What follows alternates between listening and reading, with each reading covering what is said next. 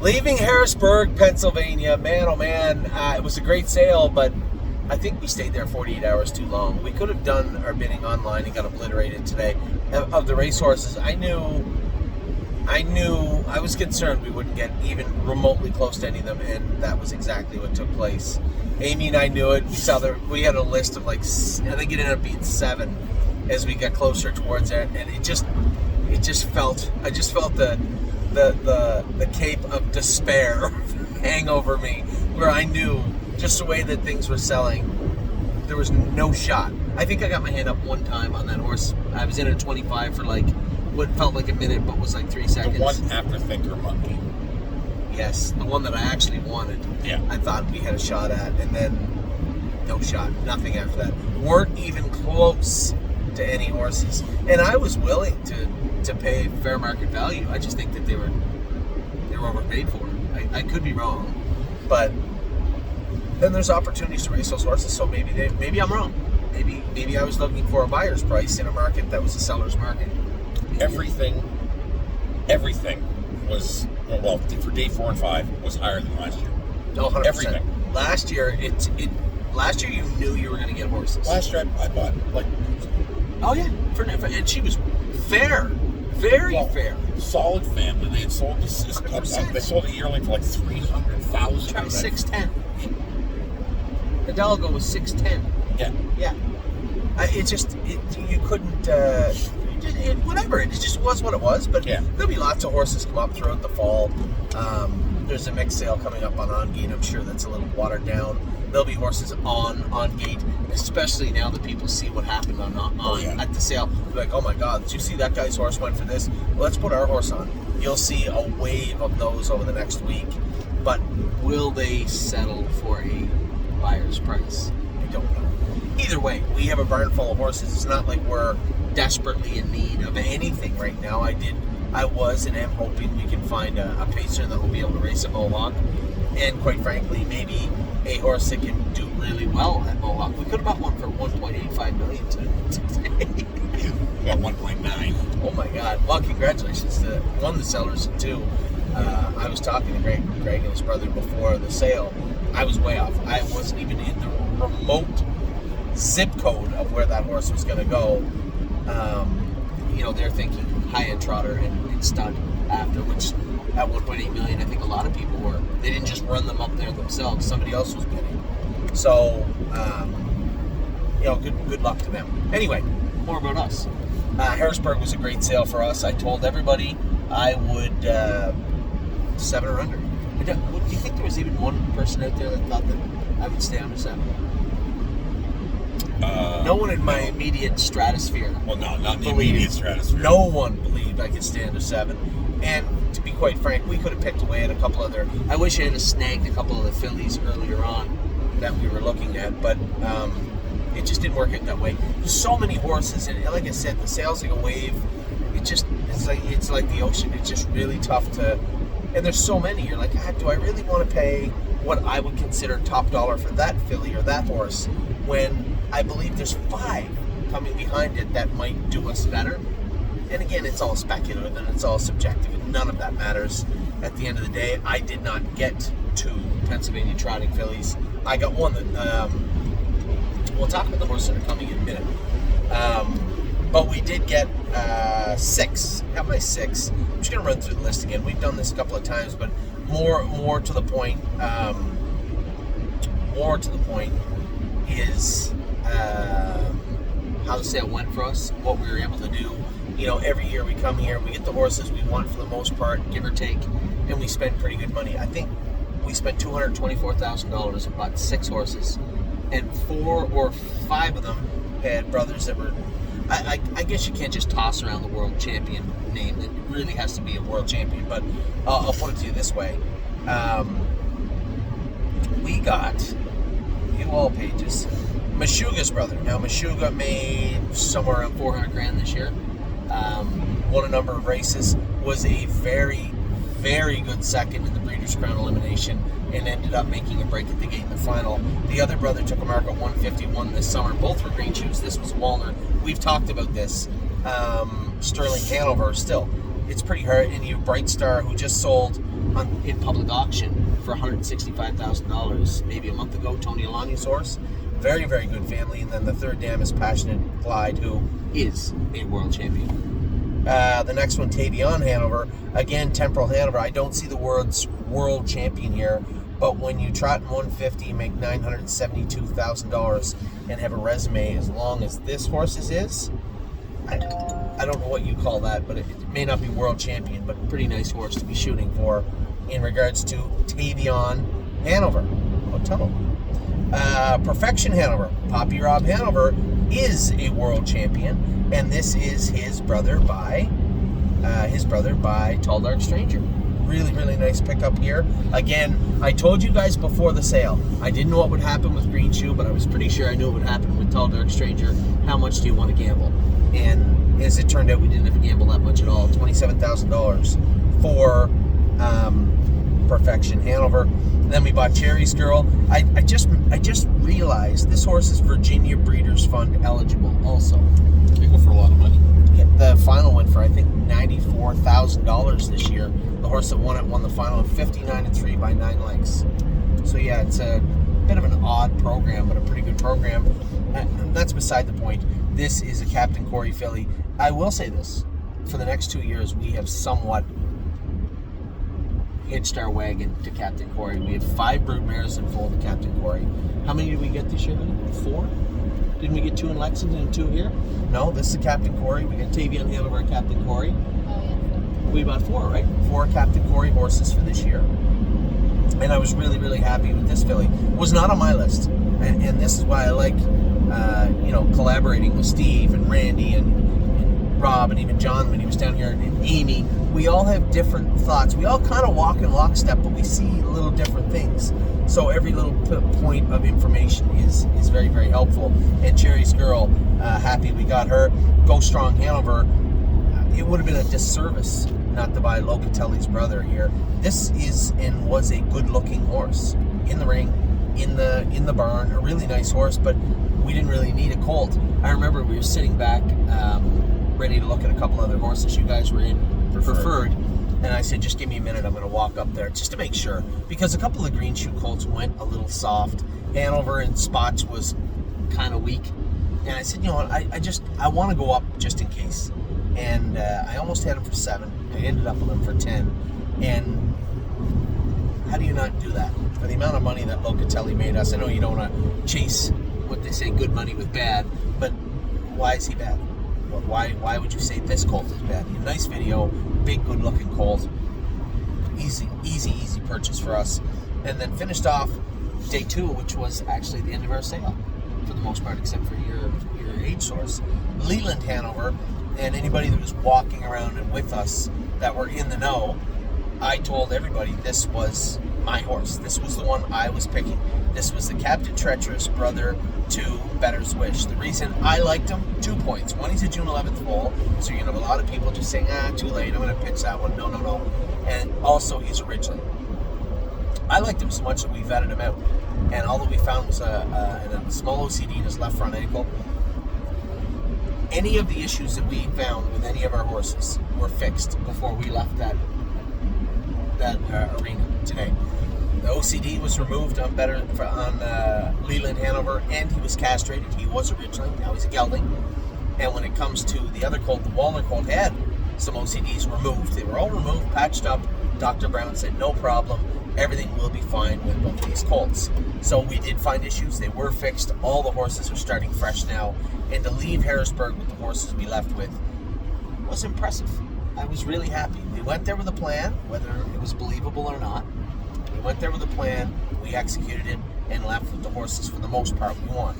Maybe different prices and different names, but what we wanted, we got. I guess all except for that second PA trotting filly. There's not much I can do about that. Also, when I was down there, we secured 2 other horses that are coming privately. We have a Stay Hungry colt that is coming to the barn this week, and we have a Goo Goo Gaga filly that was purchased in Lexington by Robert Lindstrom, and he's sending the horse to us also. Now, I'll talk a little bit more of this filly before we get into selling shares of her later on next week, or when we get her broke. This filly is meant to be bred So Mr. Lindstrom said, hey, I would love to have partners on the filly, but I would like to try and buy them out after her 3-year-old season because I would like to breed her. We'll talk more about her pedigree and what she is and what she's all about next week. But those two are also coming with us. So the sale itself was great. I was really, really happy with what we were able to accomplish. We did not get, as I said, that second PA filly. We did not get a racehorse. But if you saw the prices and you saw the way they were selling, it's unfortunate, I guess, overall from our standpoint, that the sale went so hot at the end. But I'm not going to push. I'm not going to reach and stretch for horses. I know what the horse is worth to me. I know what the seller's price, or I guess the buyer's price, I should say. I know what the buyer's price is worth to me, and it was nowhere near what almost all of them went for. I guess there might have been one that went for 90 that I really liked, but I thought that was the high end, and it was at the start of the parade of horses we were looking at, and I just wasn't going to reach. So those were two things we didn't accomplish in Harrisburg. No racehorses, and did not find that second PA trotting filly, but that is that. Now the shares. We had the shares will be going up. You're going to have to bear with me. Wendy's gone away for a week next week and will not be available, so I've asked Eric to chip in, and Amy is going to do, as she usually does, above and beyond. She's going to go above and beyond to try and make sure everything runs smoothly. But over the next week, we are going to be putting the shares up, and Eric is going to put them up tonight or tomorrow. I guess he said tomorrow afternoon. I've asked him to show the shares that are available right now, but they all will be locked because the people that own shares, those bucket shares, they are going to have the availability to purchase those shares first and foremost. I want to make sure also that I didn't miss anybody. Anthony, can I get a share of this horse? Can I get a share of that horse as it was purchased? I want to make sure I didn't leave anybody out. So those are going to be locked until Sunday at noon exactly, if I can. At noon, we will unlock the remaining shares. I'm going to tell you right now, there's 1 or 2 left on the Pacers. There's 5 or 6 left on one of the trotters. Cherry's Girl, I think, has a quarter left. Locatelli's brother has some shares left. And I think there's 1, if not 2, of the Walnut Colt, maybe, if I remember correctly. I'm not positive. But those will be unlocked on Sunday at noon. So as you can imagine, we have 600 shares up for sale. There would be less than 60 available. I suspect they'll mostly be gone by Sunday at supper time, which would be good for us. But at the same time, if you're there wondering if you're going to get any shares of the Harrisburg sale horses, make sure you're on your toes on Sunday, please. As far as racing, we just sadly tuned in to watch Pickpocket make a break. I had no idea. Usually a pretty sure-footed horse. He made a break on Scott. He made a break on Kane today. Kane has driven him before, so I can't really say he doesn't know him. He looked rough coming off the car, and then he ended up making a little break. I can't really tell you why, I'm not sure, but I will get to the bottom of it. Frustrating, I just thought that he was a super good fit in that class this week, and it turned out he made a break. I don't know if we switch gears and switch the horses around. If they're going to go with one class next week, I suspect Drebin will be in that class, and wait, does he fit the class below? No, he won and he had to move up. Drebin will be in that class. Pickpocket might go back to Pennsylvania. We'll see. We'll see how it all plays out with these horses over the next little bit. But I think it's fair to say, a pretty uncharacteristic break for Pickpocket tonight. We still have, what do we have tonight? We have Tactical Mounts racing at Yonkers. And we have, who's the other guy racing tonight, honey? Another trotter in 3 Point. Thank you. 3 Point Blue Chip is racing tonight. He's in a good spot too, and I hope he does some good. We have some horses moving around right now. I sent Country Dancing back to Ontario. Not back, she was never there. Sent Country Dancing to Ontario for now to be with Harry and start her training back for the season. And I had also sent Dancing by Myself home to Dominic. I told everybody why I believe this week. I just think Dancing by Myself is going to be much more comfortable on a 5/8 for now, and much more comfortable. I think when all is said and done, Ava just called me. When all is said and done, I believe that Dancing by Myself will be a Mohawk horse this winter. I believe he will. Seems like he's super quick on his feet. Just a little rickety in the turns at Northfield Park. So we'll see how that plays out. we're almost bursting at the seams at Northfield Park. We have room for 80 horses, and I think we're creeping ever so close to getting to that number. So we are going to move some horses around because we still have a ton of horses to come in from the field to train back, and as they start to trickle in, we are going to make room for other horses. So again, there'll be that balancing act in Ohio, Pennsylvania, Ontario, Southern Ohio, those types of things. But I think you understand the importance of this one. One, we can utilize a bigger track and a different scenery for some of the horses training back, but also give everybody that opportunity to train down either on the 5/8 or the half, whichever one suits them best, whichever one suits them better, I would say, and hope that we all end up with the right result. I believe country dancing should be a Mohawk filly. Why wouldn't she be? I believe Dancing by Myself will be a Mohawk horse. We will see. So that is what's going on right now at the barn. We're continuing to look for a couple of horses that would fill up what we're trying to do this fall. We're pretty well there. You know, I talked to Ron Burke a little bit about Arson today too. I'm going to speak to him a little bit more because I don't know. I believe that it's going to be tough when you have a horse with 13 wins and $400,000 made. It's not an easy place to be. So I was looking for a little insight from him or what he thought. He said maybe the last week of Indiana if you only had him out for 2 weeks, but I don't think that's possible. They end at the end of November, so that may be off the table. I'm not really sure what's on the table other than that. So I'm curious to see what he thinks about that. A couple other horses I'm looking at. I think Time Is On My Side. We have a pretty good idea of what we're doing with him. Now winners at 10 at the Meadows. Now winners 11 at Yonkers. Then hopefully that 3 to 5 year old Open at Yonkers will suit him good. And again, if Mohawk happens to ride classes and fill them consistently, then I don't have a problem sending a horse over there. But I'm not going to do it to find Arson or Time Is On My Side and end up in the Open. You know, it's just unfair to them. Now, another curious piece was I had John Evanson message me and said, you know, maybe we should do something for Black Friday in regards to a sale of some sort on some of the horses. We have a number of 3-year-olds that have been left over that have shares there. We have a number of aged horses also. And I'm just curious what everybody's thoughts were about a Black Friday sale. I know that I never really thought about it. It's not really something that horse racing does. Dayton doesn't have a Black Friday racing program where you just claim horses for 40% on the dollar. But we'll see what we come up with. But it is interesting. I mean, we are a big community.